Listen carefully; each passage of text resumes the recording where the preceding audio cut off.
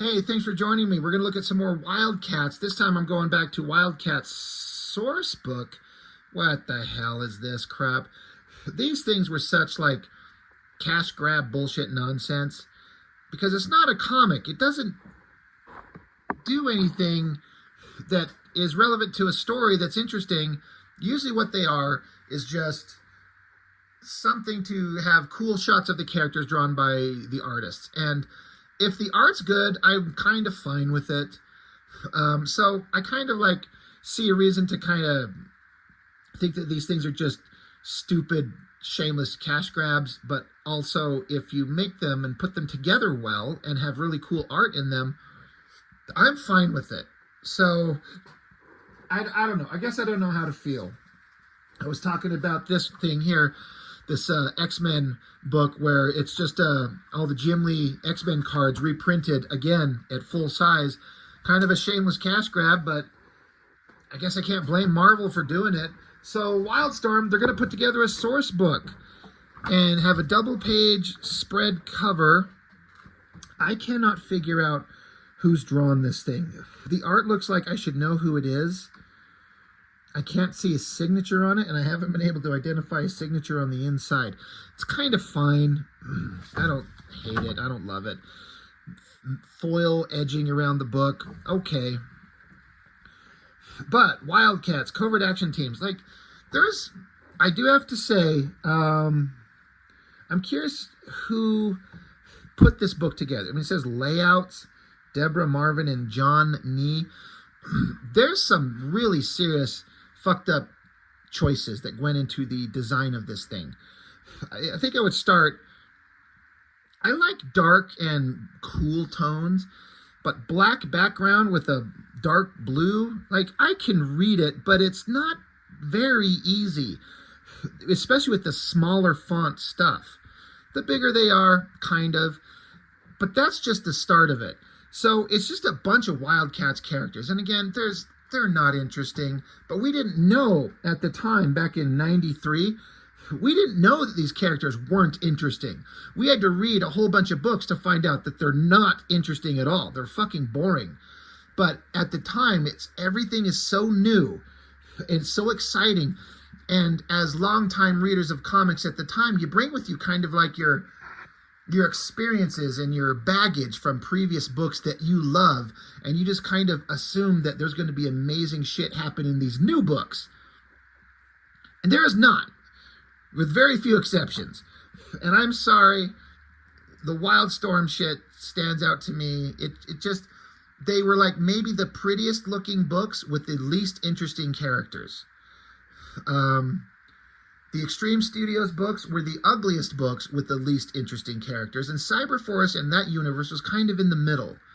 They were very pretty, and the character was not interesting, but not as bad as, these others. So it starts out, we got a Jay Lee drawing. I am 100% on board with Jay Lee, and some character named Delphi, and Artemis. Who the fuck are these? I guess they say they're in Wildcats Trilogy #1, which I have reviewed. Goes to show you, I don't remember anything from that book because I don't remember these characters at all. But Jay Lee drew the Wildcats trilogy, so it makes sense that he drew a pinup of them. But it gets worse, but the color of the text here, this color choice against this color of the clothing on the character, the text versus the art, you can barely read it. It's not so bad down here. You can kind of read it, but it just gets worse in this thing. The art's kind of fine. I guarantee you there's nothing interesting listed about these characters at all. The text is just interfering with enjoying the art. But this one, art by Trevor Scott. I've known him as an inker primarily up to this point, and I think he inked a lot. He eventually took over penciling and inking Deathblow once Tim Sale took off. It's kind of okay. Who the fuck cares about doing a double-page spread of the Black Razors? Nameless, faceless, pointless super soldiers that attack the heroes. So, I mean, if you're tasked with that and they say you got a double-page spread to go in the Wildcat sourcebook, Mr. Trevor Scott, but you get I wonder if they did like a drawing, like, all the names are in a hat and you just had to fish out a name and you get what you get. And who wants the fucking black razors? But, I mean, he put in this awesome low angle, kind of looking up, and did all the detail on this ceiling and the walkway ramp, and it's okay. It's completely unmemorable. Like, you'll never look back and go, you remember that Black Razor art by Trevor Scott in Wildcats sourcebook #1? And no, I do not at all. Because who cares? Then we get the Cabal. And this is Brett Booth. Brett Booth, if I remember correctly, gets a shit ton of art in this book. I think he was one of the early pickups that Jim Lee got and maybe was seen as going to be the guy. He's still drawing to this day, and holy shit, is he so good now. He's so good. But this early stuff, again, I talk about how I just see a poor imitation of the Jim Lee style. And when you're trying to do Jim Lee, and you're not Jim Lee, it doesn't work.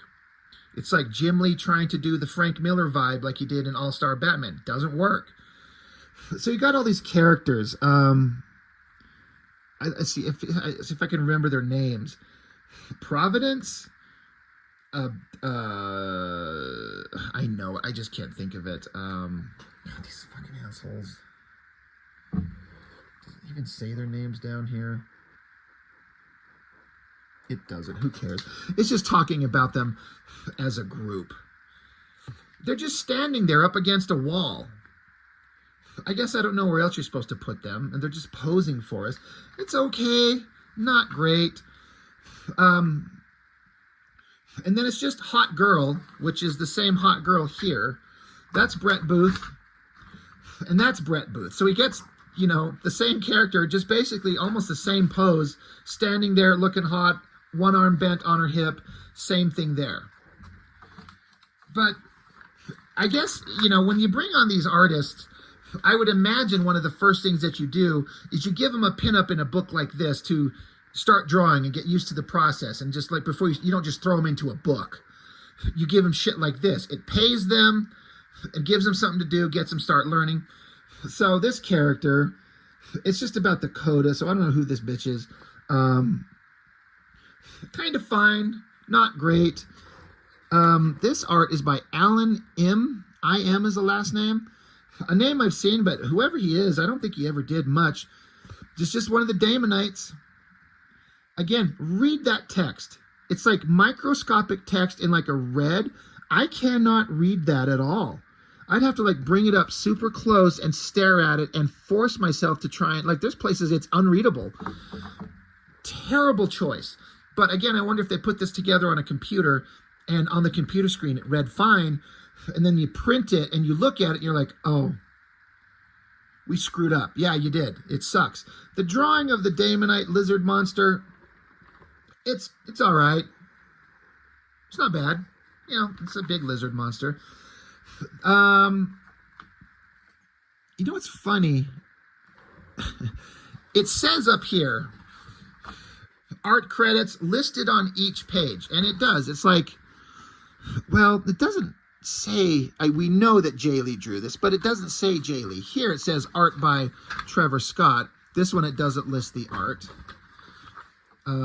This one lists the pencils. Brett Booth, inks Alex Garner. Pencils, Brett Booth, inks JD. Pencils, Alan M, inks Sal Regla. This one, it doesn't say who drew it at all. I'm guessing super early J. Scott Campbell, because he does have some other stuff in this book. And man, you could just, like, again, who wants to draw the little person Jacob Marlowe character? Who cares? So you're going to draw a little guy sitting in a chair. If this is Campbell, again, it doesn't say anywhere. I'm guessing that drawing sucks. But again, Campbell, brand new. You got to get going. You got to get him started. And you got to draw the boring shit and make it awesome.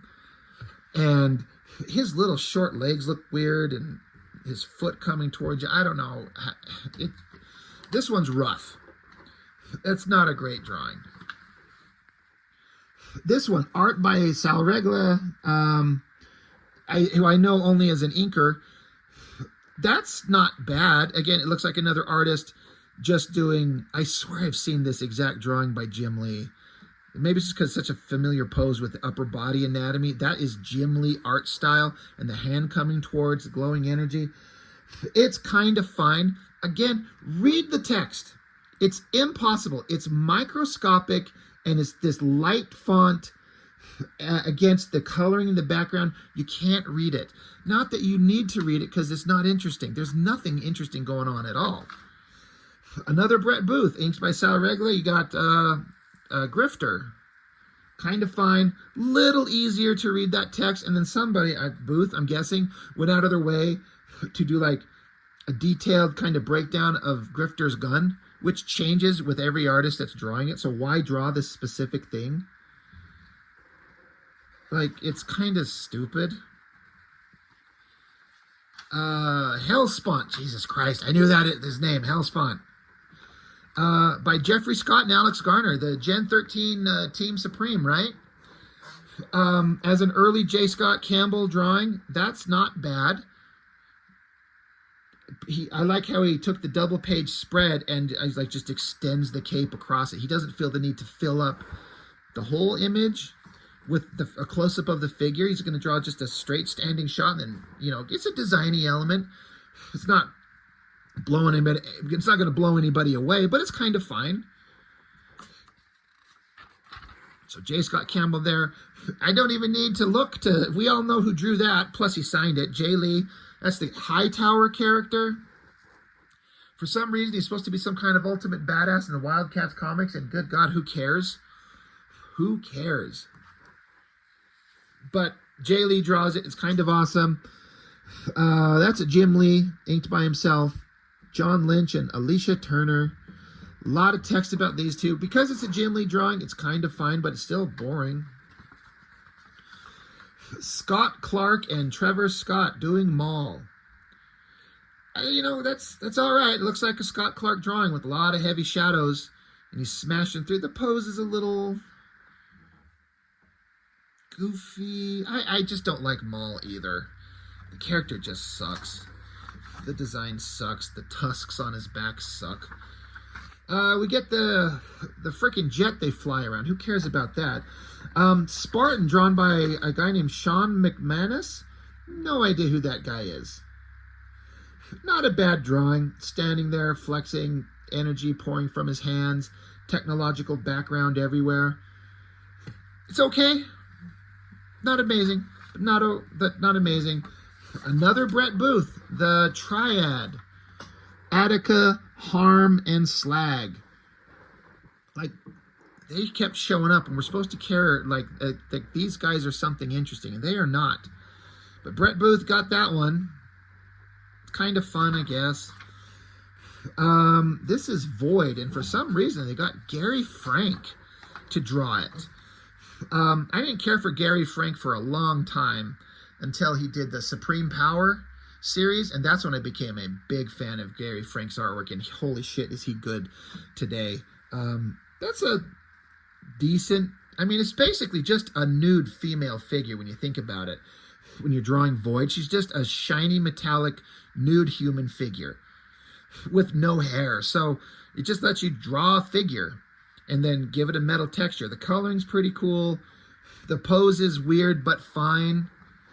Can you read any of that text? It's microscopic, dark color against black background. Can't read any of that shit. I guess it doesn't matter because there's nothing interesting. Double page spread, Jeffrey Scott Campbell, Voodoo.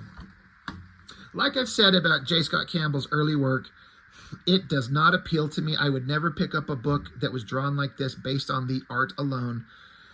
But looking at it, you can see the superstar waiting to burst out.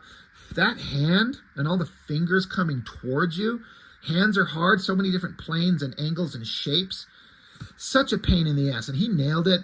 There's kind of a goofy look to her face and big eyes, but he likes that animated style. It kind of works.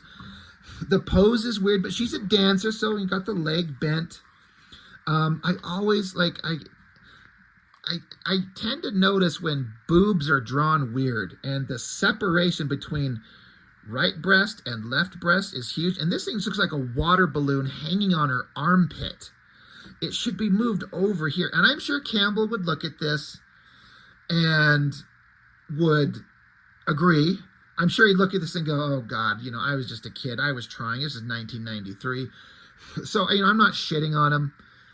The design's interesting. He takes this double page spread and uses it really well. It's up close. Her hair's flowing everywhere. So hair coming this way, her leg popping up, going the other direction, like directional devices. Look at the text. Look at this long bit of white text on light background. So hard to read. So stupid. Alex Garner, normally just an inker. He gets to draw a Warblade. And, he's doing something playful with the liquid metal that Warblade can shape his fingers into. He gives it different shapes and serrated blades and edges. He's playing with it a bit. He doesn't just point his fingers into pointy claws. I've said before how much I hate Warblade's design because it doesn't make sense. People might go, it looks cool. But I'm like, I look at these characters and why does he choose to make his liquid metal powers make this outfit with a red gem in the middle of his chest and pipes going around his body and then longer pipes going from his back to his wrists? What is the point? You can tell me it looks cool, but to me, my brain goes to, why does this outfit look like this? What is the point? There's no point. So it might look cool, but I hate the costume. So there's Warblade. But as an image, just by itself, kind of not bad. The 3 dimensions of the I almost said the forks. The knives from his fingers coming forward there. It's in perspective coming towards you. It's pretty good. That's amongst the better ones in the book, honestly. Jeffrey Scott, J. Scott Campbell, gets to draw just the Wildcats. And again, doing the shit he excels at. A big team shot. It's tilted at an angle on its side. It's a low angle looking up at them. And there are these little inset pictures of all the faces. This is all shit that J. Scott Campbell does and works really well. It gives it kind of a fun, kind of lighthearted feel. All the characters are pretty well done. It's kind of fine. I just imagine him doing it now, in his art style now, or, just a few years down the road. It's 1,000 times better, but that's okay. And another Jeffrey Scott, Alex Garner. You got Zealot. Again, it's that kind of rubbery, kind of wonky-looking figure work that J. Scott Campbell does at the time. Hey, at least you can read the fucking words. The design's cool with their hair flipping around and the sword, and it's okay. I don't like Campbell's work, his earlier work, that much, so I don't get that excited over it. But Wildcat Sourcebook, it says issue 1. Does that imply there's issues 2, 3, 4, whatever? I don't know, but it's kind of a waste. But if it gives artists something to do and gets them drawing something so they can get paid while they're learning, I guess I get it. You can't just hire somebody like, hey, Campbell sent in his submissions and Jim Lee wants to pick them up. And like, okay, draw Gen 13. Like, you got to train the guy and give him some stuff to work up to. I get it. And this is the training ground, right? I guess. Chuck, am I off base? Anyway, that's all I've got. Wildcat Sourcebook. Don't love it. Don't hate it, but I don't love it. That's all I got. Thanks for watching. Bye.